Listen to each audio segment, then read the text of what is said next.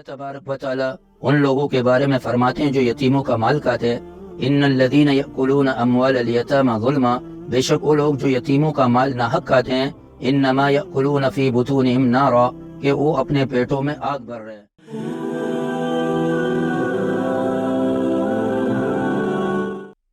نحمده ونصلي على رسوله الكريم، أما بعد، أعوذ بالله من الشيطان الرجيم، بسم الله الرحمن الرحيم، إن الذين يأكلون أموال اليتامى ظلما إنما يأكلون في بطونهم نارا وسيصلون سعيرا۔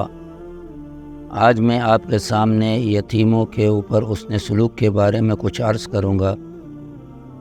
کہ اللہ کے رسول صلی اللہ علیہ وسلم کی تعلیمات یہ کہ یتیموں کے ساتھ حسن سلوک کیا جائے، یعنی ان کے سر کے اوپر شفقت کا ہاتھ رکھا جائے کہ اگر وہ مالدار ہو تو کسی کی پرورش میں ہو تو اس کی مال کی بھی حفاظت کرے، اگر جس کے پرورش میں ہے وہ غنی ہے، یعنی وہ مالدار ہے تو اس کے مالوں میں سے نہ کھائے بلکہ اس کے مال کو سنبھال کے رکھے، پھر اس یتیم کے حوالے کرے۔ اور اگر وہ فقیر ہے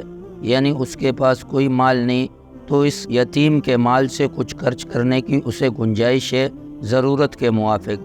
یہ نہیں کہ پورا کا پورا یتیم کا مال کھا لے۔ جیسے اللہ تبارک و تعالی ان لوگوں کے بارے میں فرماتے ہیں جو یتیموں کا مال کھاتے ہیں، ان الذین یأکلون اموال الیتامی ظلما، بے شک وہ لوگ جو یتیموں کا مال ناحق کھاتے ہیں، انما یأکلون فی بطونہم نارا، کہ وہ اپنے پیٹوں میں آگ بھر رہے ہیں، یعنی یتیموں کا مال کھانے کی وجہ سے گویا وہ اپنے پیٹ میں آگ ڈال رہے ہیں۔ تو اللہ کے رسول صلی اللہ علیہ وسلم یتیم تھے، یعنی کائنات کے سردار تھے، تو رسول اللہ بھی یتیم تھے کہ رسول اللہ کی پیدائش سے پہلے والد کا انتقال ہو گیا، اب یتیم تھے لیکن امام الانبیاء بنے۔ اللہ نے کائنات کو رسول اللہ صلی اللہ علیہ وسلم کے لیے بنایا، رسول اللہ کا بنانا تھا تو اسی لیے کائنات کو بنایا۔ تو اللہ کے رسول یتیم تھے تو اپنی امت پر یہ پیغام پہنچایا کہ یتیموں کے ساتھ حسن سلوک کیا جائے، نہ کہ یتیموں پر ظلم کیا جائے،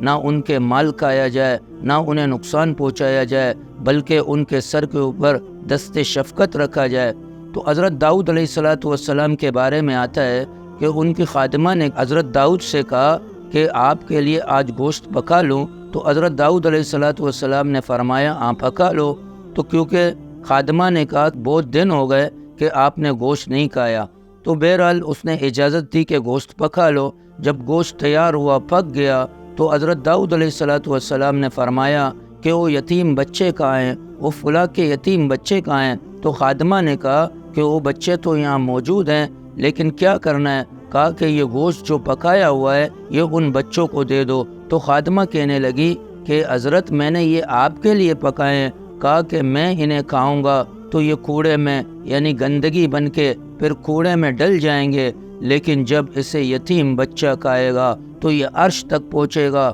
یعنی اس کے عوض میں مجھے اجر و ثواب ملے گا۔ تو یتیموں کے ساتھ خیر خواہی، ہم خاص طور پر ان کے ساتھ خیر خواہی کریں کہ ہم ان کے اوپر دست شفقت رکھیں، بلکہ ان کی تربیت اچھے سے اچھا کریں۔ اگر کسی کی پرورش میں ہے تو وہ یتیم بچوں کو اپنی بچوں کی طرح سمجھے، ان کی خدمت کرے، پھر تاکہ وہ حد بلاغت تک پہنچ جائیں۔ تو اللہ سے دعا ہے کہ ان باتوں پر عمل کرنے کی توفیق عطا فرمائے۔ وآخر دعوانا الحمد للہ رب العالمین۔